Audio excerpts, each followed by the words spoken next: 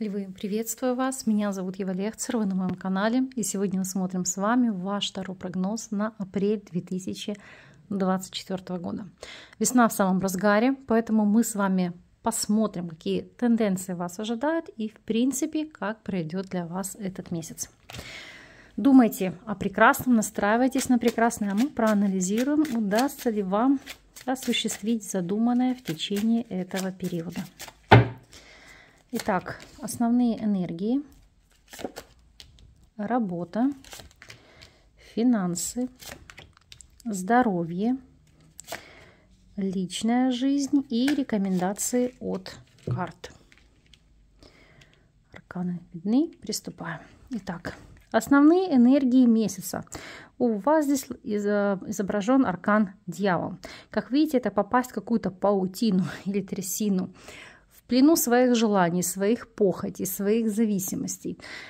Это как вы можете быть в этой ситуации, так и вы в виде этого паука можете кого-то пленить, поставить в созависимое положение, ну и манипулировать людьми. О чем конкретно здесь идет речь и какой сферы это будет касаться, сейчас с вами посмотрим, проясним. И здесь, как мы видим по аркану Мир, Дьявол и Мир, это в первую очередь для вас могут быть выгодные сделки с иностранными партнерами.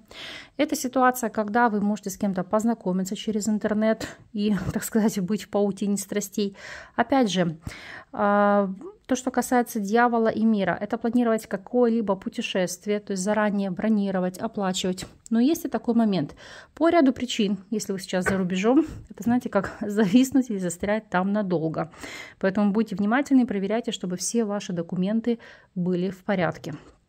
Очень часто слышу такую фразу в комментариях, вы пишете или озвучиваете мне в Инстаграм, что для кого эти расклады, они для миллионеров? Нет, расклады у меня абсолютно для разных социальных категорий.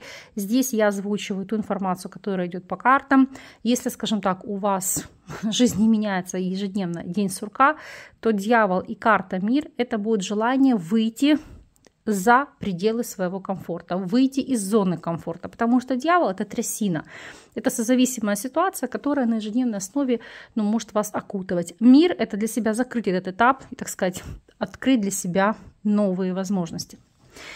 Если смотреть, анализировать вопросы работы, здесь у нас ложится тройка чаш. Это такой прекрасный период. Почему? Потому что на работу как на праздник. Хорошее настроение, прекрасное общение с коллегами, с руководством.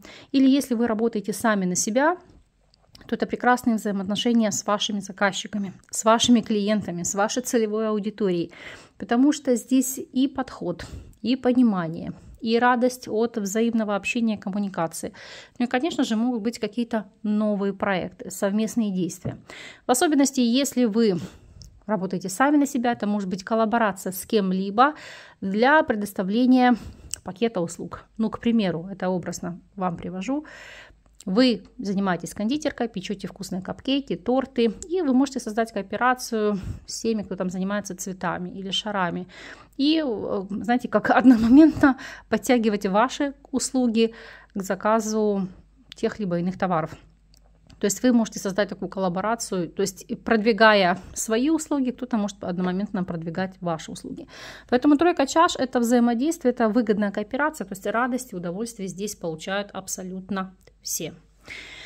Если смотреть ситуацию для тех, кто на данном этапе у нас свободен от работы, то есть по ряду причин не работает, вы там пенсионер, вы в декрете или вы не работающий студент, то здесь, как мы видим, у нас ложится король чаш. Я понимаю, что некоторых может сбивать с толку женская ипостась в плане изображения на аркане, но такая специфика этой колоды. Это просто, знаете, как женщина более жесткая, чтобы вам было понятно, или энергии будут более жесткие. В чем это будет заключаться? Так вот, король чаш – это желание углубиться в свои желания. То, что вас увлекает, вас радует, кооперация с кем-то, то есть заняться творческими какими-то процессами. Потому что здесь получать радость от того, что вы делаете, чем вы занимаетесь. Тем более даже дно колоды, обратите внимание, у вас здесь ложится девятка чаш. То есть радость, зона комфорта, удовольствие от любимой деятельности. У тех же, кто у нас является соискателем, что здесь? Как мы видим, четверка чаш. Четверка чаш – это ситуация, когда на повестке дня вы можете получать предложения о тех вакансиях, которые, по сути, вам не особо интересны. Либо условия труда не особо вас будут радовать. Так вот, не зря здесь вот этот вот гусь с этим радужным зонтом. О чем идет речь? То есть друзья в трудную минуту вам помогут, подскажут, направят, либо через свои связи помогут вам с вопросами трудоустройства. Если же вы у нас на данном этапе являетесь наемным сотрудником, то тройка чаш и семерка жезлов. Это, по сути, для себя открывать новые горизонты, открывать новые возможности, не бояться действовать. То есть чьей-то подачи заявить о себе, как о хорошем специалисте. Я не говорю, что вы будете требовать продвижения, но, возможно, оговаривать уровень вашего оклада с целью его повышения, потому что здесь стремиться к большему и преодолевать препятствия. У тех же, кто у нас является владельцем собственного дела, как мы видим, здесь всадник мечей. Всадник мечей – это аналитический труд, работа.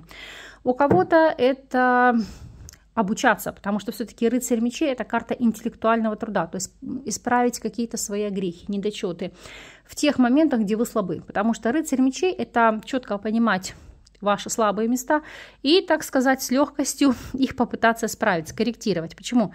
Не зря здесь перо, видите, которое рассекает тучи. То есть своими мыслями, идеями, во-первых, зафиксировать их на бумаге, изложить четко, чего вы хотите. У кого-то это может быть обучение с кем-либо, вопросы наставничества, потому что в контексте и в связке, в совокупности арканов тройка чаш и рыцарь мечей – это когда вы могли кого-то порекомендовать. То есть человека, который проведет, допустим, аудит, независимую оценку вашей деятельности, вашей экспертности, ну и даст, так сказать, соответствующий пакет выводов, так сказать, чекап-лист, по которому вы должны будете посмотреть и увидеть, что необходимо исправить. Финансовая сторона вопроса. А здесь у нас, как мы видим, ложится четверка монет, четверка пентаклей. Здесь нельзя сказать, что у вас нет ресурсов. Здесь однозначно эти ресурсы есть. Нюанс в другом. Накопление, собирательство, накопительство. Здесь не про вопросы экономии. Здесь собирать на что-то значимое, знаковое. То есть то, на что вы потратитесь, получите радость, получите удовольствие. То есть копить на какие-то значимые для вас вещи. Поскольку здесь девушка еще так нежно обнимает домик, у кого-то это получение пассивного источника дохода через недвижимость. Причем неважно, она у вас жилая или коммерческая, но как раз здесь обогатиться через эту сферу. Если вы планировали себе приобретение недвижимости в ипотеку, в рассрочку, это тоже актуально, только, пожалуйста, делайте это после коридора затмений, после 8 апреля, не ранее. То, что касается вопросов состояния здоровья, как мы видим, девятка монет, прекрасная карта, жизнь полная чаша, и более того, это активный период, когда вы будете вкладываться в себя, заботиться о себе, о своей молодости, красоте, о внешнем виде, вопросах питания. То есть тут акцент на красоту, на омоложение, на вашу ресурсность. И этим, безусловно, вы будете обеспокоены. У кого-то может быть ряд процедур, у кого-то даже пластика, которая направлена на улучшение и вашего внешнего вида, и состояния здоровья в целом. То, что касается вопросов личной жизни. У нас здесь падает аркан умеренность, зона комфорта, покоя. Почему? Здесь все так, как вы хотите. То есть даже если на текущем этапе вы свободны, у вас это может быть зона комфорта. То есть в течение, допустим, этого месяца у вас ряд задач будет на повестке дня, и вам будет просто не до знакомств или каких-то увлечений, потому что вы будете увлечены совершенно иными процессами. Но это дает, повторюсь, вашу зону комфорта. Смотрим, как этот аркан раскроется для каждого из вас. Для тех, кто на данном этапе у нас свободен, как мы видим, здесь у нас ложится аркан смерти или перерождение, трансформация. То есть это в первую очередь, если ты хочешь дарить кому-то любовь, радость, нужна трансформация, нужно самому расцвести. То есть у вас на повестке дня это будет любовь к себе, забота о себе, ваше и внутреннее, и внешнее преображение. Здесь пока нет каких-то ключевых или знаковых знакомств, вам просто, еще раз говорю, будет не до них. И если вы у нас в любовных треугольниках, то умеренность, как мы видим, здесь ложится пятерка чаш, это отпустить ситуацию. Почему? Отношения, допустим, могут быть для вас тягостными. Или вы просто понимаете, что они не дают вам роста, может быть, уже радости, не дают ощущения счастья. То есть выйти из всего того, что создает для вас трясину, создает для вас негативные какие-то эмоции. Потому что вы понимаете, что состояние внутреннего покоя для вас куда важнее, чем просто номинальное наличие партнера или партнерши. У тех же, кто у нас находится в стабильных союзах, здесь ложится аркан Суд. Суд – это карта, которая в первую очередь у нас говорит о кардинальных трансформациях, перерождении, восстановлении, то есть укреплении союза, выхода на новый уровень. Потому что и умеренность, и суд – это создание максимальной зоны комфорта для вашего союза. Кто-то будет заботиться о том, чтобы создать комфортные условия жизни, может быть, приобретение недвижимости. Для кого-то выход на более высокий уровень дохода. Но умеренность и суд – это в первую очередь как возродить зону безопасности, уверенности в завтрашнем дне именно в вашем союзе. Опять же, это проведение конструктивных разговоров, диалогов, которые помогут устранить какие-то острые углы в вашем общении, в ваших взаимоотношениях и вывести их на новый уровень. Рекомендация от карт. Как мы видим, здесь у нас ложится шестерка мечей. Прекрасный месяц для того, чтобы, так сказать, оторваться от текущей ситуации и побаловать себя новыми впечатлениями. А именно, месяц будет прекрасен для поездок, путешествий, какого-то смены места жительства. Опять же, для приобретения транспортного средства. Ну а в целом, если мы посмотрим дьявола, карта мир, вы знаете, как бросить якорь на новом месте. Кто-то может определяться вообще с вопросами своего местоположения, где вы хотите жить, кем вы себя видите, каким вы видите свое будущее. Если это касается вопросов решения каких-то проблем с таможенным грузом, с посылкой, не могли найти, то шестерка мечей – это, так сказать, докопаться до истины, найти то, что вы хотели найти. Шестерка мечей – это активное движение, то есть то, что приходит к вам. И опять же, если вы планировали в течение этого периода приобретение транспортного средства, то месяц действительно в этом вопросе, в этом контексте для вас будет благоприятен.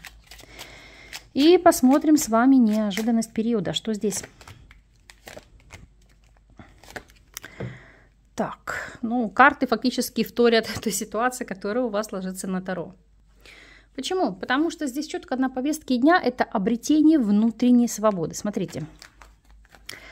Карта свобода, стратегия и карта решения и стратегия. То есть что такое свобода? У кого-то освободиться от ненужных отношений.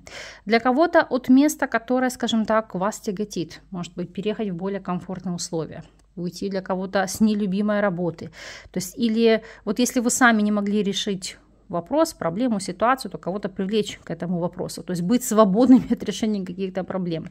Но сама карта решения стратегия – это понимание, чего вы хотите и, по сути, каким путем вы этого будете достигать. То есть решение придет само, извне. Это самое главное. То есть это, знаете, как, может быть, еще будет для вас идти такое влияние коридора затмений, но это оказаться в нужное время, в нужном месте. Сама приходит информация, особенно на те вопросы, которые вас длительный период мучили, истязали. То есть здесь обретение какой-то легкости, внутреннего понимания, как быть и каким путем идти. А это дорогого стоит. Что ж, мои львы, львята, закрываем с вами все в положительном ключе, в положительном аспекте. Пусть ваша стратегия однозначно будет верной, будет успешной. И действительно этот месяц вас порадует благоприятными событиями. Подарит и трансформацию, и зону комфорта, и финансовую стабильность, и восстановление тех вопросов, которые для вас были крайне важны. Я вас благодарю за то, что вы остаетесь со мной. Жду от вас обратной связи, коммуникации. Пишите, отзываются расклады или не отзываются, как резонирует информация. В целом, нравятся ли вам колоды, потому что я стараюсь для вас делать интересный, полезный контент, который несет вам не только благостную информацию, но и приятный глазу визуальный ряд. Благодарю за то, что остаетесь со мной. До новых встреч!